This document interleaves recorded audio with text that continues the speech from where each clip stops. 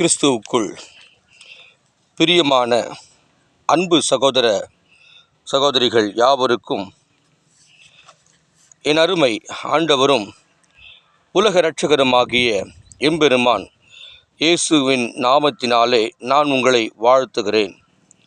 மத்தேயு எழுதின சுவிசேஷத்திலே 21 அதிகாரம் 23 வசனத்திலே அவன் இதோ ஒரு கன்னிகை கர்ப்பவதியாகி ஒரு குமாரனை பெறுவாள், அவருக்கு இம்மானுவேல் என்று பெயரிடுவார்கள் என்று சொன்னான்.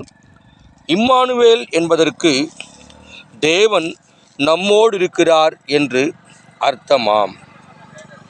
எனக்கு அருமையான தேவனுடைய பிள்ளைகளே, இயேசு கிறிஸ்துவனுடைய பிறப்பினுடைய நாட்களை நாம் கொண்டாடி கொண்டு இருக்கிறோம். இப்பொழுதும் கூட தேவதூதன்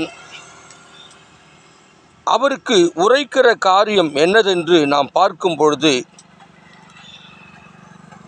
22 வசனத்தில் தீர்க்கதரிசியின் மூலமாய் கர்த்தராலே உரைக்கப்பட்டது நிறைவேறும்படி இதெல்லாம் நடந்தது.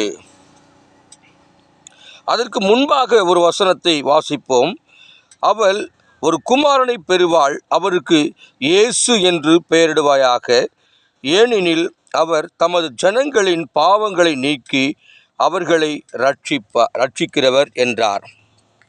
எனக்கு அருமையான தேவ ஜனங்களே, இயேசு கிறிஸ்து பிறப்பதின் அர்த்தம் ஜனங்களின் பாவங்களை அவர் மீட்டு கொள்ள, அவர்களை ரட்சிக்க, பாவத்திலிருந்து அவர்களை விடுதலையாக்க, அவர்களை பரிசுத்தமாக்க இயேசு இந்த உலகத்திலே வந்திருக்கிறார். பாருங்க, இம்மானுவேல் என்பதற்கு தேவன் நம்மோடு இருக்கிறார் என்று அர்த்தமாம். அந்த இயேசு கிறிஸ்து, பாவங்களை ரட்சிக்கிற இயேசு கிறிஸ்து நம்மோடு கூட என்றைக்கும் எப்பொழுதும் அவர் இருப்பார் என்பதின் அர்த்தம். எனக்கு அருமையான தேவ ஜனங்களே, ஐயா, நான் இந்த 2025 வருஷத்திலே என்னை எல்லோரும் வெறுத்து ஒதுக்கினார்கள், என்னை எல்லோரும் கைவிடப்பட்ட நிலையிலே என்னை வைத்தார்கள். நான் எல்லோரையும் சார்ந்து நான் நின்று கொண்டிருந்தேன். ஆனால் யாரும் எனக்கு உதவி செய்வார், யாரும் இல்லாத ஒரு தருணத்திலே நான் நின்று கொண்டிருக்கிறேன் என்று நீங்கள் சொல்பவர்களாக இருக்கலாம். ஆனால் நான் உங்களுக்கு சொல்கிறேன், என் அப்பன் இயேசு கிறிஸ்து என்றைக்கும் உங்களோடு கூட அவர் இருப்பார். இயேசு கிறிஸ்து ஜனங்களின் பாவங்களை மீட்கும்படியாக இந்த உலகத்திலே வந்தார். இரண்டாவது காரியம், அவர் நம்மோடு கூட இருப்பதற்காய் உலகத்திலே வந்திருக்கிறார்.